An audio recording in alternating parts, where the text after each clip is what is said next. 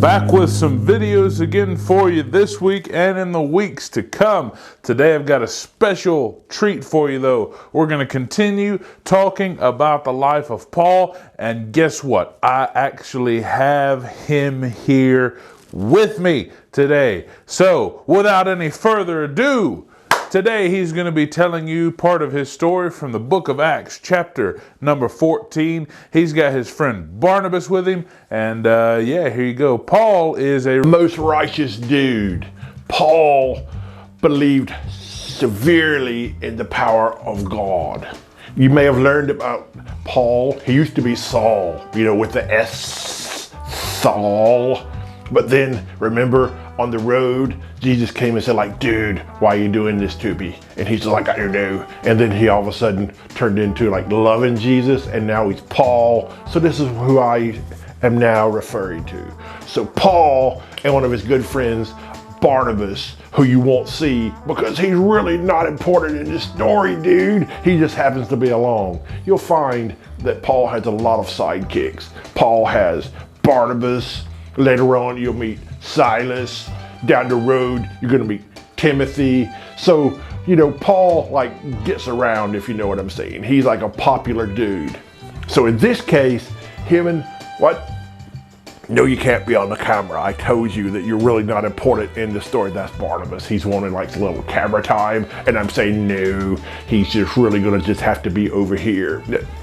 I don't really care that you have something. I'll mention you out with. When we go out, I refer to we as in Paul and Barnabas. All right? Okay. Oh, all right. So we, being Paul, Barnabas, Paul, we're out. And we were going to the synagogues. You know what a synagogue is? It's like a church these days, but it was back in those times, back in Rome and Greece and places like that. It was totally called a synagogue. Everybody say that. It's fun to say. Synagogue. No, then you're saying it wrong. Synagogue. Synagogue.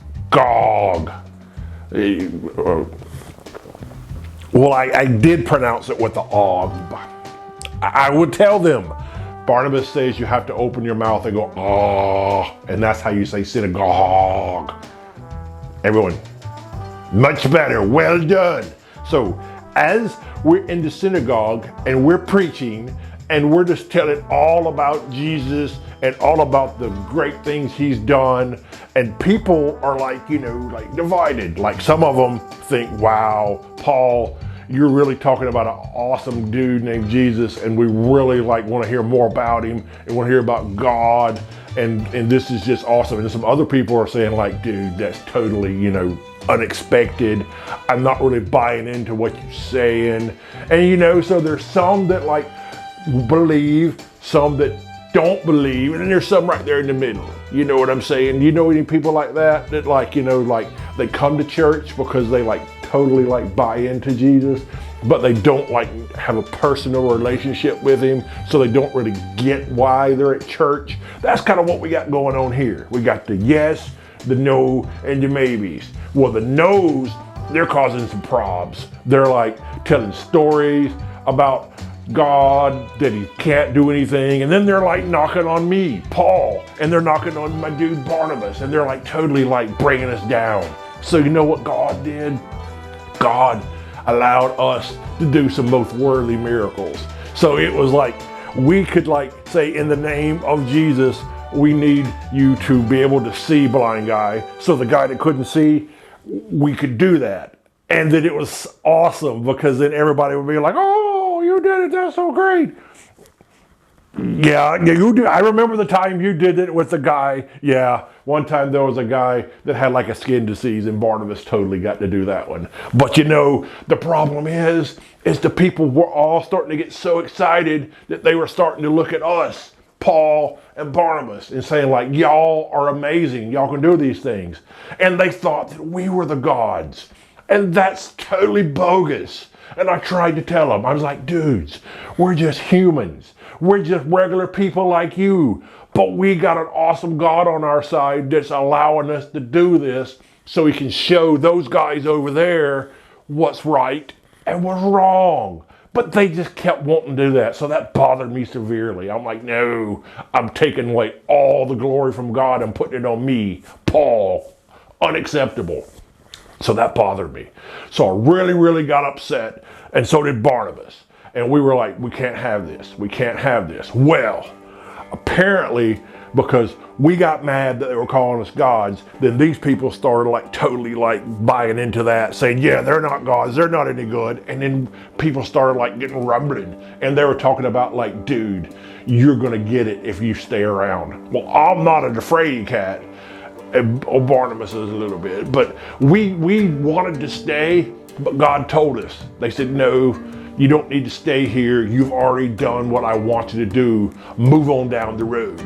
So we went on down to a place called Lystra, and it's like a town. It sounds like it's not, but that's the name of a town. And when we got there, we started to do it again. We started talking to people, and we started doing some miracles, and we started saying, in the name of God, in the name of what?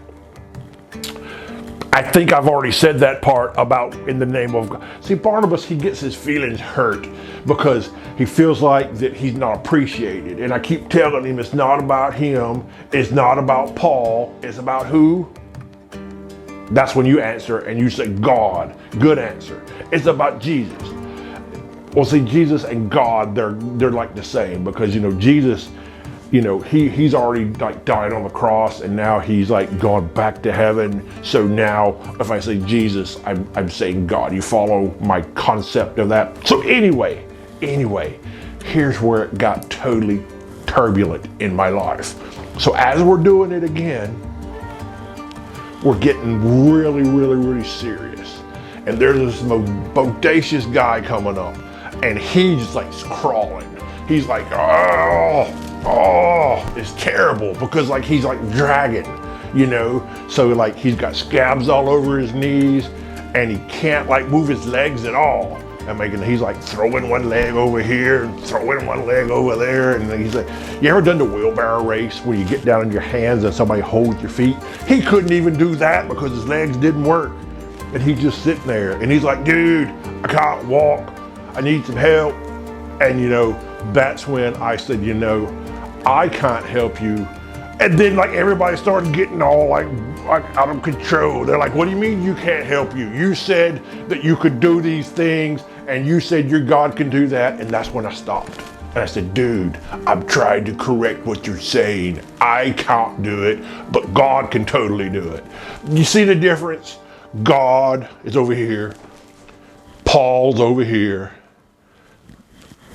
I know you're over there. Okay, so I'll put you on the, okay, so God's on this side, and then Paul's over here, and then Barnabas is over there. So we're all on this side. That better? Okay.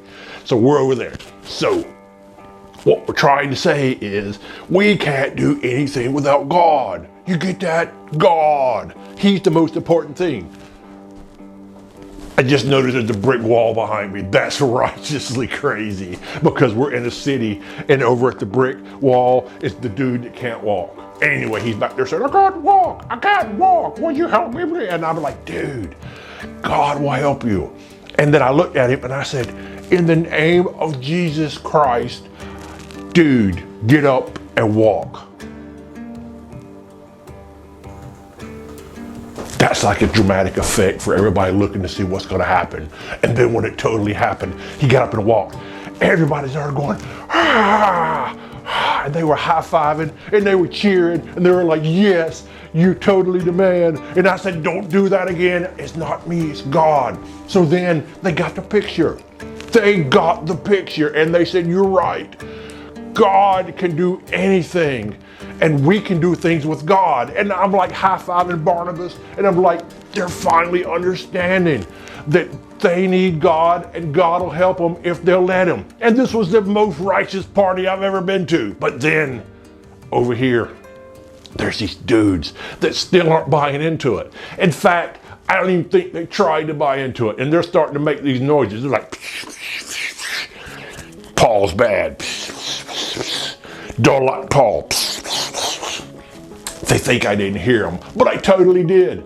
And Barnabas was like, dude, it might be time for us to leave the town again because it's getting dangerous. And I said, no, They will not run me out of Lystra because too much good's happening over here. Not a good choice. I might not should have done that. Because here's what happened. You're not going to believe what they totally did to me. It was just really unnecessary pain, is what I'm saying. Because all I was doing was telling people about God. Is there anything wrong with that? No. But they thought there was. So here's what happened. These dudes, they completely, totally said they were going to stone me. Now, do you know what that is? Like a stone is like a rock. Like a little rock, a ball, a big rock, a boulder. And they said, here's what's going to happen. We're going to totally throw these rocks at you and kill you. And I'm like, dude, you can't hit me. I'm too fast. Throw the rock at me. I'm over here. You can't hit me. You can't hit me. Here I am. Here I am. Well, that worked for like about 4 seconds. And then you know what happened? They dug this hole. They like dug a hole in the ground. And then they put me in the hole. And it was like taller than me. So I'm in the hole. And I'm looking up at everybody. And I'm like, dude, why am I in the hole? And you know what's wondering right now? The first time everybody's saying like, totally, where's Barnabas? Why isn't he in the hole? And that's a good question. And that's the reason that Barnabas does not get any camera time, because he totally didn't go in the hole with me. It was just me. And while I was in the hole, they started throwing the rocks at me. So I couldn't use my fast speed and cat-like reflexes. I was stuck in the hole. And then all of a sudden things started throwing at me and like, and I'm going down. Can you imagine being hit in the head by rocks or boulders? You know when you go to the carnival and you get those balls and you got those little like things and you try to throw them and knock them down, or you knock the cans off the table, or you're playing cornhole and you're like, oh, I'll throw in the bag. No, they were bringing some serious heat and they were hitting me on the arm and in the belly and in the head. They were trying to kill me, and I was like, I couldn't even move. And I'm in the hole.